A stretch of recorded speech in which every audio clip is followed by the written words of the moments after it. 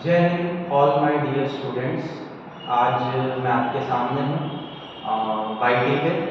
तो मेरा मोटिव यही रहेगा कि आपको बेस्ट से बेस्ट क्वालिटी कंटेंट मैं प्रोवाइड कर सकूँ और मेरा एम हमेशा यही रहा है कि बच्चों का सिलेक्शन अच्छे से अच्छे कॉलेज में और अच्छे से अच्छे इंस्टीट्यूट में, जो कि अब मैं शुरू कर चुका हूँ NDA defence exam by Rohit sir.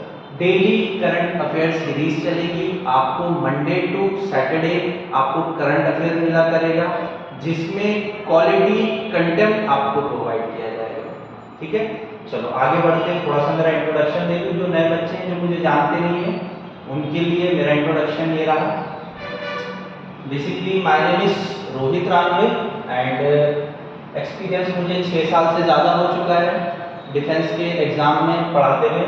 Geography, history, polity और काफ़ी सारे एग्ज़ाम्स मैंने खुद दिए हैं, क्रैक भी किए हैं, जैसे यूपीएससी, सीडीएस, सीएपीएफ, एफकैट और आईसीजी, इंडियन कोस्ट गार्ड। आप लोग से एक स्ट्रेटजी फॉलो करना चाहता हूँ जो कि एक तरीके का प्लान होगा अपकमिंग एग्जाम ऑफ एनडीए। चलो थोड़ा सा देखते हैं कि किस तरीके से शेड्यूल रहेगा, उसके बाद हम लोग करंट अफेयर चालू करेंगे।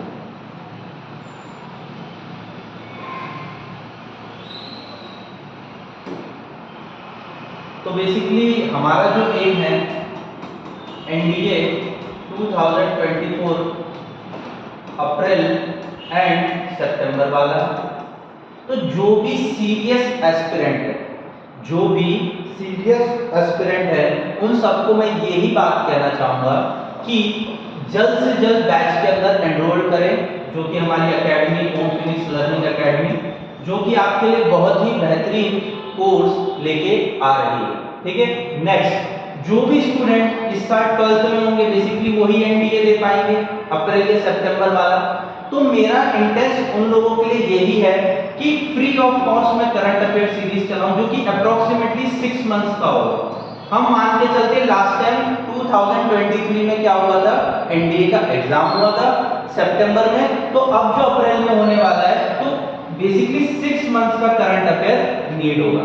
ठीक है, अब आपका क्वेश्चन हमेशा यही रहेगा, स्टूडेंट का भी रहेगा कि 12th के साथ हम कैसे स्टडी प्लान करें। तो 12th के साथ आप स्टडी प्लान कैसे कर सकते हो, ये हम डिसाइड करेंगे आपके लिए कि हमको कैसे स्टडी प्लान करना है। प्लस दूसरी चीज सिलेबस होगा आपका फिजिक्स, बायोलॉजी, केमिस्ट्री और हिस्ट्री, ज्योग्राफी,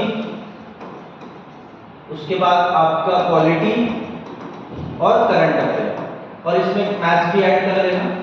तो ये आपका सिलेबस है जो कि बेसिकली एनडीए का है, और यहीं से बेसिकली आपका 900 मार्क्स का पेपर सेट होता है।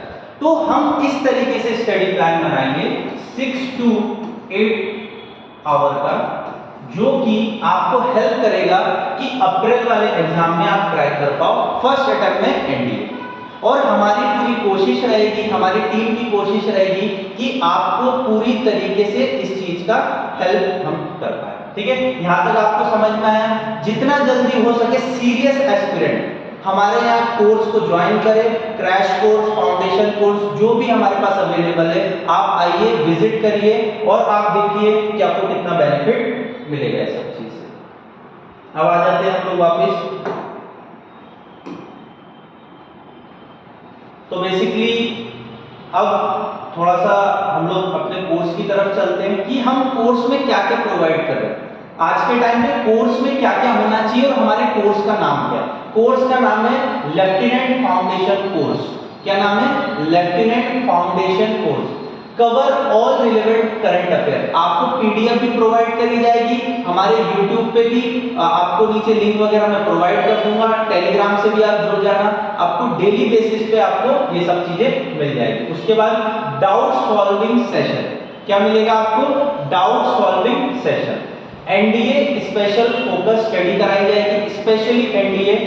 पर्सनल मेंटरशिप आपको प्रोवाइड करी जाएगी। आपके कोई भी डाउट है, किसी भी टीचर से आप डायरेक्टली उनसे बात कर सकते हैं। पीडीएफ एंड नोट्स आपको प्रोवाइड करे जाएंगे और daily 6 to 8 hour study plan होगा। कंप्लीट एनसीईआरटी फोकस रखा जाएगा। कंप्लीट 6 टू लेके 12 तक एनसीईआरटी पे पूरा फोकस दिया जाएगा और हमारी जो फैकल्टी है हम मानते हैं कि बेस्ट है और आप भी जब यहाँ विजिट करोगे, देखोगे, स्टडी करोगे तो आपको पता चलेगा कि हमारी टीम कैसी है। ठीक है, तो आगे हम लोग करंट अफेयर स्टार्ट करते हैं और करंट अफेयर स्टार्ट करने का इंटेंस मेरा यही है कि आपको जितना हो सके उतना बेनिफिट मिले। बेसिकली और मैं चीजें बताना चाहता हूं, मैं क्या क्या फॉलो कर रहा हूं, आपको कहां कहां से करंट अफेयर प्रोवाइड कर रहा हूं।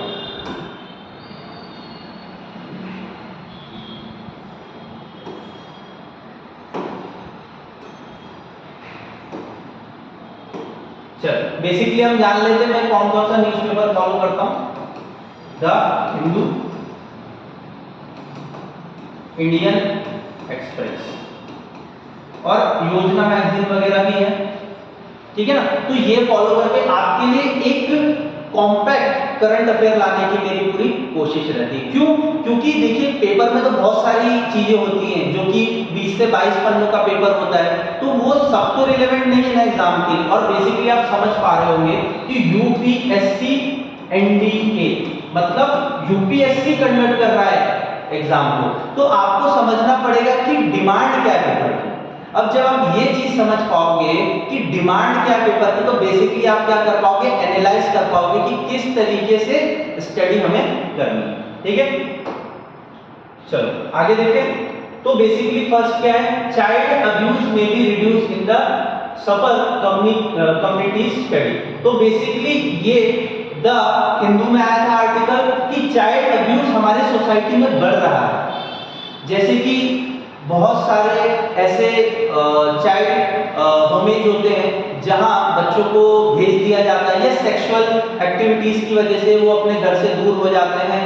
बहुत छोटे बच्चों के साथ बहुत बर्बरता हमारे समाज में देखी गई है, तो वो क्या करते हैं, चाइल्ड ऑर्फनेज में चले जाते हैं। पर हमने क्या देखा है, ये सब न्यूज है। ठीक है, तो आपके न्यूज में से जो क्रक्स हमें चाहिए वो क्या है कि the ministry of women and child development is headed by Smriti Irani. सबसे पहली चीज हमको क्या देखनी है, उसकी जो चेयरमैन है या हेड हम बोल सकते हैं, चेयरमैन तो नहीं बोलेंगे, हेड बोलेंगे हम। तो हेड कौन कर रहा है, स्मृति ईरानी, ये हमें जानना है। और मिनिस्टर कौन है, minister Indradev Pandey is the secretary of the ministry of the women and the child development. The activities of the minister under through the 7 bureaus. आपको ये इंपॉर्टेंट है जानना, मैंने क्रक्स निकाल के आपको दिया है कि आपको क्या जानना है, कौन सी मिनिस्ट्री के अंदर चाइल्ड अब्यूज रिलेटेड या चाइल्ड सेक्सुअली रिलेटेड या ऑर्फनेज रिलेटेड जो चीजें होती है वो कौन हैंडल करता है, तो ministry of women and child development. ठीक है, तो यहां तक आपको चीजें समझ में आई, कैसे आपको पेपर पढ़ना है, समझ पा रहे हो। चलो, और ये मैंने लोगो भी लगा दिया, महिला एवं बाल विकास मंत्रालय, ministry of women and child development. चलो आगे बढ़े। A dilemma over tribal land rights in the Odisha। हमने क्या देखा है,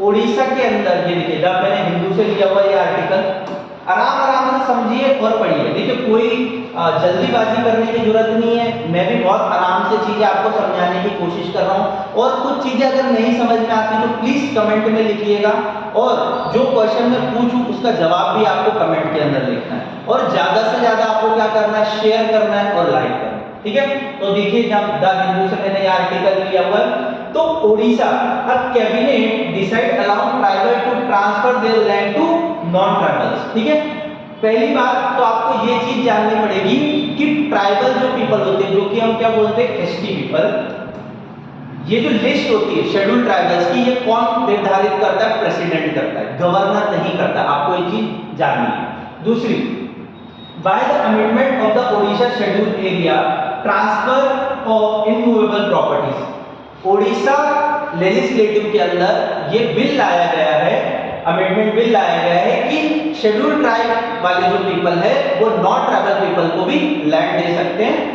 रीजन, रेगुलेशन कौन सा है, 1956 और क्या है, OS 80 आई। ठीक है, triggered a massive controversy forcing to the Naveen Patnaik government to put the 2-day और decision to hold the November।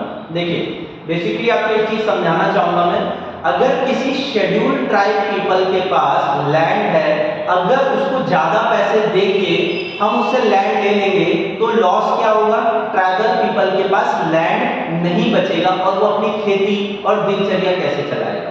तो नवीन पटनायक जो कि उड़ीसा के चीफ मिनिस्टर है, उन्होंने डिसीजन तो ले लिया, बिल तो लेके आ गए, बट देखते हैं आगे और क्या होता है। तो हमको इसमें क्या देखना था कि एसटी पीपल नॉन रेसिडेंट को भी लैंड दे सकते हैं, नॉन ट्राइबल पीपल को भी लैंड दे सकते हैं कि नहीं, ये अभी बिल में अमेंडमेंट्स होंगे, देखा जाएगा, उसके बाद आगे बढ़ेंगे। ठीक है, चलो आगे चले। नेक्स्ट आ जाता है दास लैंड फिंचिंग मॉडल बेस्ड लैंडिंग। अब ये जो दास लिखा हुआ है, दास मतलब शक्तिकांत दास जी हैं, ये है, ठीक है।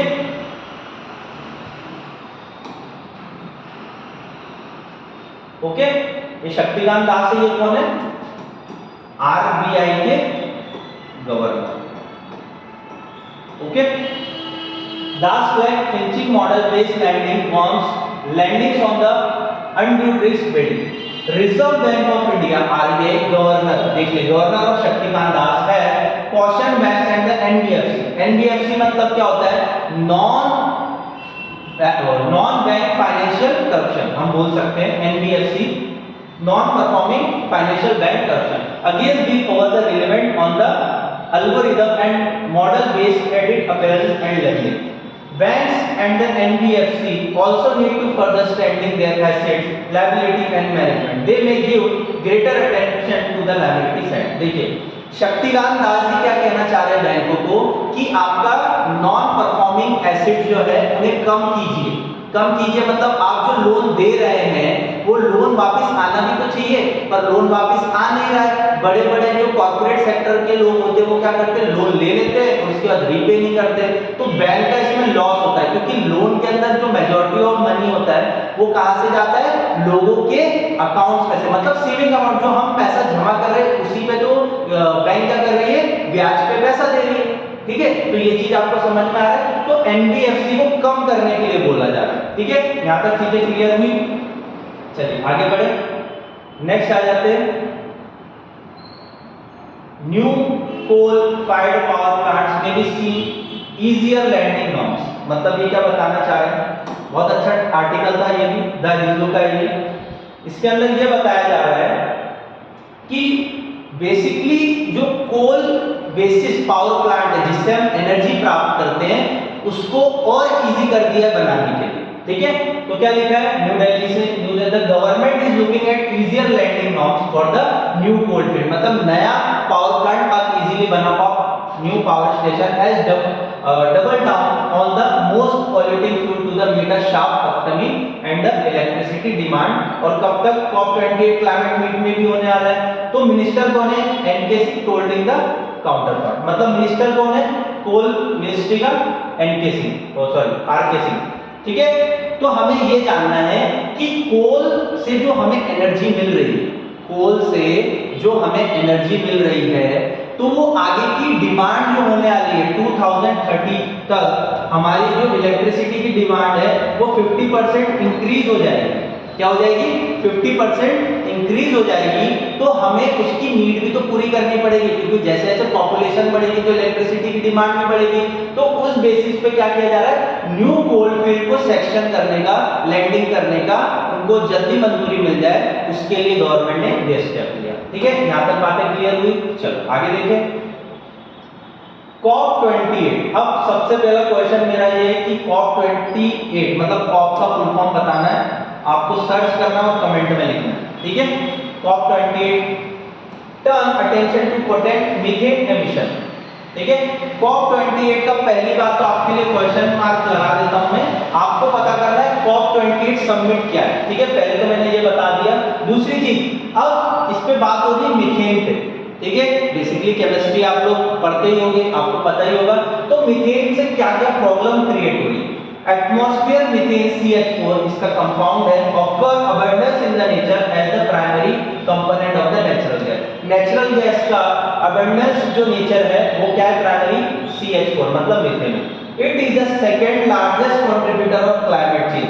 क्लाइमेट चेंज के लिए सबसे ज्यादा मतलब सेकंड लार्जेस्ट CO2 गैस, मतलब कार्बन डाइऑक्साइड के बाद क्या है? मीथेन सबसे ज्यादा इंपैक्ट करता है क्लाइमेट चेंज को। Account around 16% of the warming, मतलब गर्म हमारा जो एनवायरनमेंट हो रहा है सबसे पहले तो CO2 की वजह से हो रहा है और उसके बाद मीथेन की वजह से हो रहा है।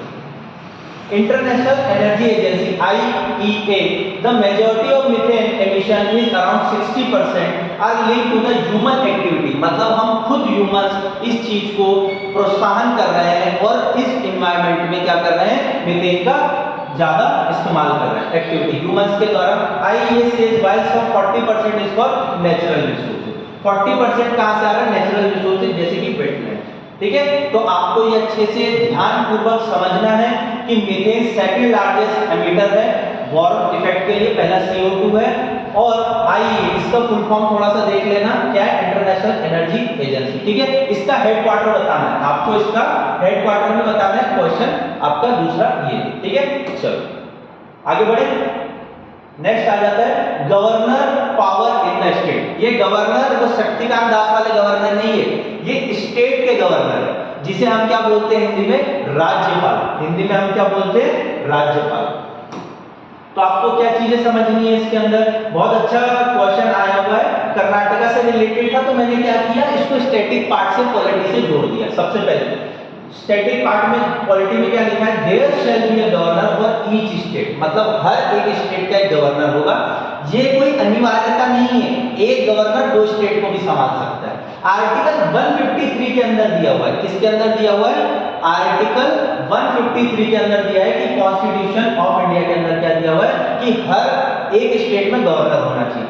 The executive power of the state shall be vested in the governor and shall be exercised by him either directly or through the office of subordinate of the accordance of the constitution of India, ठीक है। Executive power of the state किसके अंदर है, governor के अंदर है, और governor चाहे तो खुद काम करे या तो किसी और से जो उसके सबऑर्डिनेट है उससे भी करवा सकता है, ठीक है। तो क्या लिखा है, अंडर आर्टिकल 140 और 154 के अंदर दिया हुआ है। पहली बात तो गवर्नर कौन से अंडर आर्टिकल के अंदर एक पोस्ट है, तो 153, और उसका काम किसके अंदर लिखा है, 154 के अंदर, ठीक है। The governor shall hold office during the pleasure of the president, ये सबसे इंपॉर्टेंट लाइन है। अगर प्रेसिडेंट चाहे तो तुरंत लेटर फैक्स कर दिया जाएगा या तो मेल कर दिया जाएगा कि आप आपके पोस्ट से निकल जाओ, ऐसी गवर्नमेंट प्रेसिडेंट की पावर है। गवर्नर की ऐसी कोई होल्डिंग कैपेसिटी ना कॉन्स्टिट्यूशन में दी है ना गवर्नमेंट के पास है, तो president has a power to governor to dismiss their office, ठीक है। The governor may be written under his hand address to the president resign his office, मतलब अगर गवर्नर को अपना इस्तीफा देना है तो किसको देगा, प्रेसिडेंट को देगा, ठीक है। मैंने स्टैटिक से कन्वर्ट करके इस चीज को देखने की कोशिश करी है और आपको भी बहुत अच्छा समझ में आएगा, ठीक है। चलो आगे बढ़े। WHO asked China for more data on the respiratory illness outbreak। WHO मतलब वर्ल्ड हेल्थ ऑर्गेनाइजेशन, क्या होगा, वर्ल्ड हेल्थ ऑर्गेनाइजेशन, क्या बोलेंगे इसको, वर्ल्ड हेल्थ ऑर्गेनाइजेशन। चाइना कुछ ना कुछ इस तरीके की हरकतें करता रहता है वैसे भी, तो चाइना में पाया गया है रेस्पिरेटरी प्रॉब्लम। चाइना में क्या पाया गया है, respiratory problem, respiratory illness outbreak, ठीक है। तो हमें क्या जानना है, चाइना से मतलब नहीं है हमें, मतलब किससे, कि फाउंडिंग कब हुई थी, 1948 में।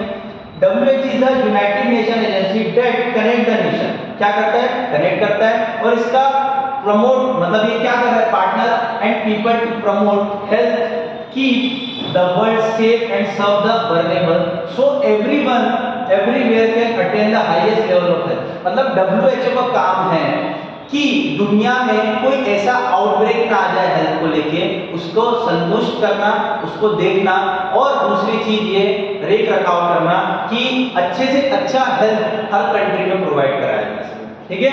हेडक्वार्टर का है इसका WHO का, global office located in Geneva Switzerland, ये याद रखना है। और क्वेश्चन में फिर छोड़ के जा रहा हूं, WHO का सीए कौन है, who is the CEO of WHO, ये आपके लिए क्वेश्चन रहेगा, ठीक है। यहां तक चीजें समझ में आई, चलो आगे बढ़े।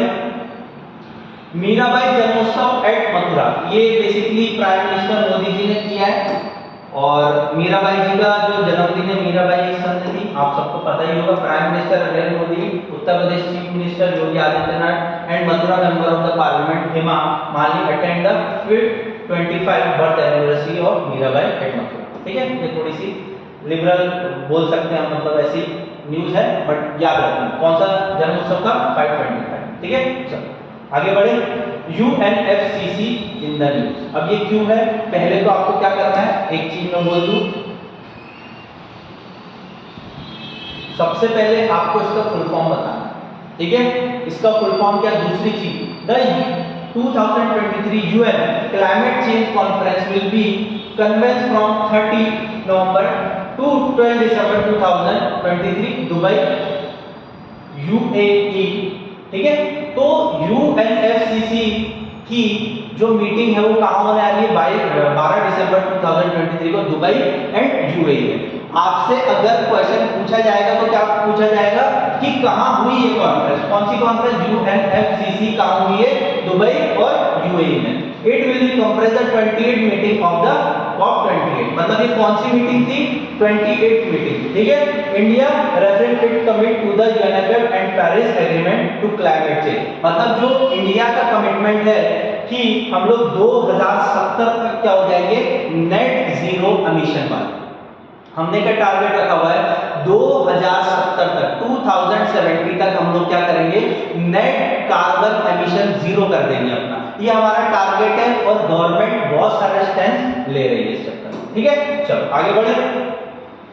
अब कुछ क्वेश्चंस है, ये आपके लिए मैं छोड़ के जा रहा हूं और आपको इसका जवाब देना है। सबसे पहले क्वेश्चन क्या रखा है मैंने, सबसे पहला मेरा जो क्वेश्चन है वो आपको जानना है कि मणिपुर के जो नेबरिंग स्टेट है आपको लिखने, और बिल्कुल कमेंट में इसको लिखना है, Maharashtra all tiger reserve, Maharashtra के अंदर कितने टाइगर रिजर्व है वो लिखना है, और कैपिटल ऑफ कॉन्गो और उसकी करेंसी आपको लिखनी है, ठीक है। तो कमेंट में मैं आपका इंतजार करूंगा और आपको लिखना है। एक बार और मैं चीजें बता देता हूं, ओम फिनिक्स लर्निंग एकेडमी जो कि ओपला लॉन्च कर रहा है बैच एनडीए एग्जाम के लिए, और एनडीए का जो नेक्स्ट एग्जाम होने वाला है उसके लिए आपको जोर शोर से तैयारी करवाई जाएगी हमारी फैकल्टी के द्वारा। आप हमारे नियरेस्ट ब्रांच पे विजिट करिए जो कि अपोजिट है लोकमान्य तिलक हॉस्पिटल दिल्ली पुणे में, और एक साने चौक में भी है, तो आप वहां भी विजिट कर सकते हैं और डायरेक्टली आप कांटेक्ट कर सकते हैं, इन नंबरों पे आपको हर चीज की सुविधा मुहैया कराएगी, ठीक है। और बस मेरा यही कहना रहेगा, आप कमेंट करिए, और thank you for watching this video, और आप सबका प्यार इसी तरीके से बना रहे, और तो हमारी फैमिली बहुत जल्दी आगे बढ़ेगी। और इस YouTube चैनल को लाइक शेयर एंड सब्सक्राइब जरूर करिएगा, ठीक है। मिलते हैं नेक्स्ट सेशन में, ओके, लव यू ऑल।